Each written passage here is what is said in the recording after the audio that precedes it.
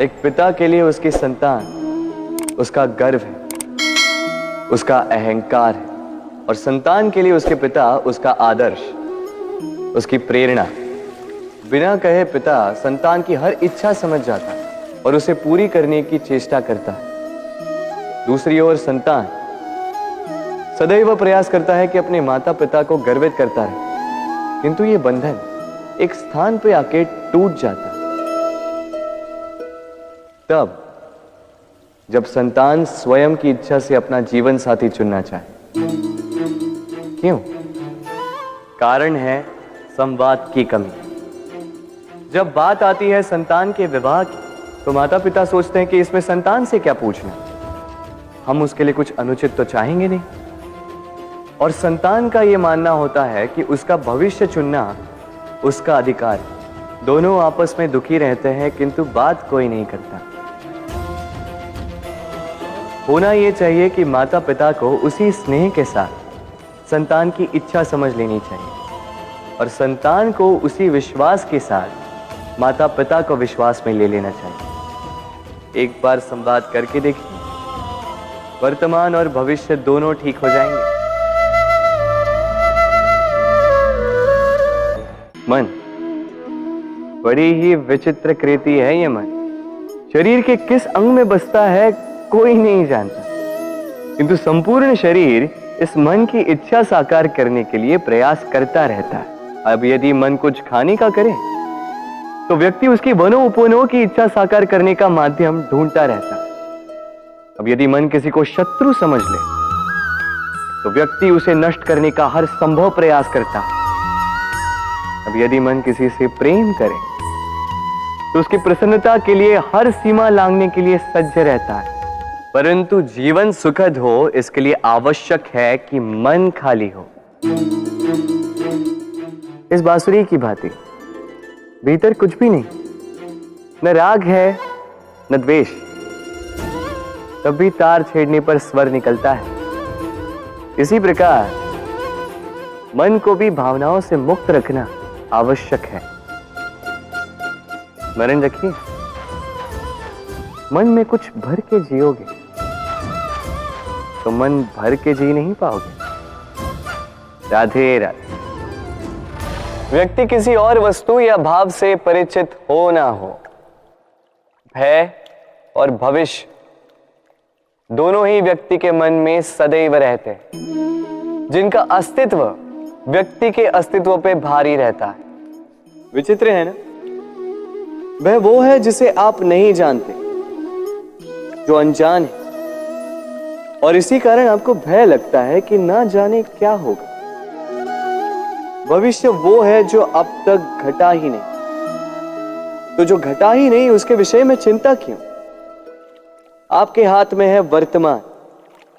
वर्तमान के कर्म सत्य मन से कीजिए और सोचिए ये कि अपने कर्मों को और कितनी श्रेष्ठता से किया जा सकता है। इसलिए आप विश्वास कीजिए, यदि वर्तमान के कर्मों को आप सत्य मन से करोगे तो भय स्वयं ही निकल जाएगा और भविष्य का फल अवश्य ही मीठा होगा। इसलिए भय और भविष्य से डरना छोड़ दीजिए, इस वर्तमान को जी। जीवन में हम कई लोगों से मिलते हैं। आप भी ऐसे कई लोगों से मिले होंगे जिन्होंने स्वयं को असफल मान लिया, निराश हो चुके, जिन्होंने ये स्वीकार कर लिया है कि इस जीवन में उनसे कोई कार्य हो ही नहीं पाएगा, वो कुछ कर ही नहीं सकते, किसी कार्य के वो योग्य ही नहीं। किंतु ऐसा नहीं, इस संसार में ऐसा कुछ भी नहीं है जो योग्य नहीं है। कोई ऐसा अक्षर नहीं है जो किसी मंत्र का भाग ना, कोई ऐसी जड़ी बूटी नहीं है जो औषधि ना, कोई ऐसा विष नहीं है जो समय आने पर अमृत ना बन जाए। और इसी प्रकार कोई व्यक्ति अयोग्य नहीं होता, उसे अयोग्य बनाती है उसकी सोच। इसलिए स्वयं को जानो, जान जाओगे कि आप क्या हो। अपने अंतर मन को जगाएं। आप देखेंगे कि जिस संसार की नींव ही बनी है आशा से, उस संसार में निराशा, हताशा और हार जैसा कोई भाव अस्तित्व ही नहीं रखता। इतना सुंदर पुस्तक है, सुंदर आवरण है, सजाए हुए पृष्ठ है,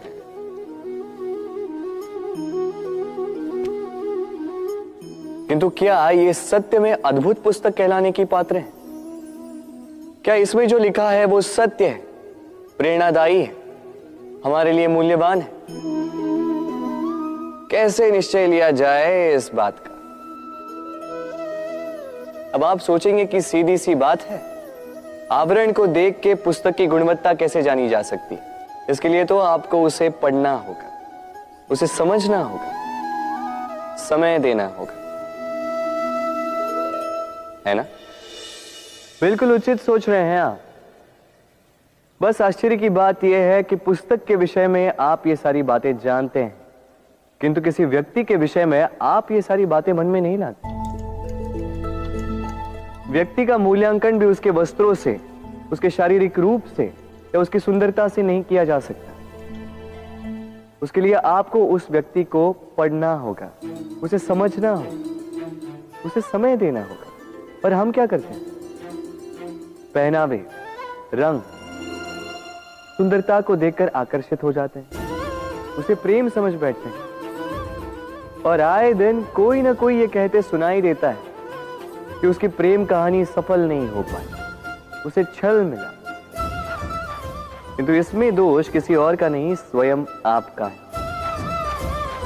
आपने उस व्यक्ति को समय नहीं दिया, आपने उस व्यक्ति के विचार नहीं परखे। प्रेम 2 क्षण में बनने वाला पकवान नहीं है, इसका स्वाद चखने के लिए आपको जीवन भर का समय देना पड़ेगा। तो समय दीजिए, एक दूसरे के रूप से नहीं, आत्मा से जुड़ी, निश्चित ही मन प्रसन्नता से कह उठेगा, राधे राधे। हम में ऐसा कोई नहीं होगा जिसने वृक्षों को ना देखा, वृक्षों पे इन पक्षियों को ना देखा, इनके घोंसलों को ना देखा, इन पक्षियों को अपने छोटे छोटे बच्चों को भोजन कराते ना देखा। संसार का सबसे ममत्व वाला दृश्य होता है।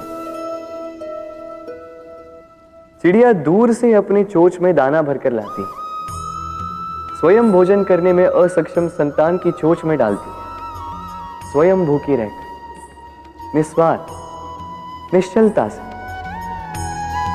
और जब संतान के पंख निकल आते हैं, वो उसे उड़ना सिखाती और उसके पश्चात उसे स्वतंत्र कर देती है अपना जीवन जीने के लिए, इस आकाश में उड़ान भरने के लिए। और हम मनुष्य क्या करते हैं? जिस संतान को हम पंछी की भांति पालते हैं, उसके पंख निकलते ही हम उसे बांध देते हैं, ये सोच के कि कहीं वो दूर उड़कर न चली जाए। ऐसा नहीं कि इस स्थिति में माता पिता को संतान से प्रेम नहीं है, अवश्य, किंतु इसमें प्रेम पर मोह भारी पड़ जाता है, जो स्वयं अपने और संतान के भविष्य के बीच में बाधा बन जाता है। हम ये भूल जाते हैं कि हम केवल जन्मदाता हैं, भाग्य विधाता नहीं। तो जब प्रेम में मोह आ जाए तो वो प्रेम नहीं, स्वार्थ बन जाता है। इसलिए प्रेम को पास रखिए और मोह को दूर, क्योंकि जिससे प्रेम करते हैं उसका विकास नहीं रोका करते।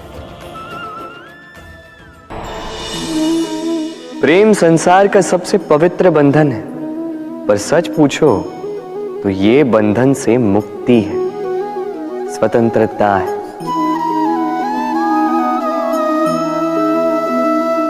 नहीं समझे?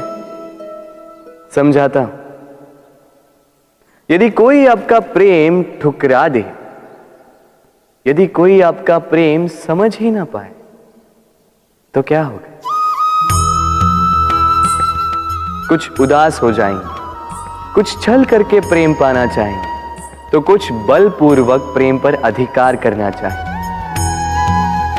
किंतु यह आवश्यक नहीं कि जिससे आप प्रेम करते हो उसे भी आपसे प्रेम, क्योंकि प्रेम कोई वस्तु नहीं है, न राज्य है न धन जिसे आप बल से अपने वश में कर सको। प्रेम वो शक्ति है जो आपके लिए हर बंधन तोड़ सकती है, किंतु स्वयं किसी बंधन में नहीं फंसती। तो जिससे भी आप प्रेम करते हो उसे स्वतंत्र छोड़ दीजिए, क्योंकि स्वतंत्रता ही वो भाव है जो जीव को सबसे अधिक प्रिय है। प्रेम सच्चा होगा तो उसे अवश्य समझ में आए। तब तक के लिए निस्वार्थ भाव से प्रेम कीजिए।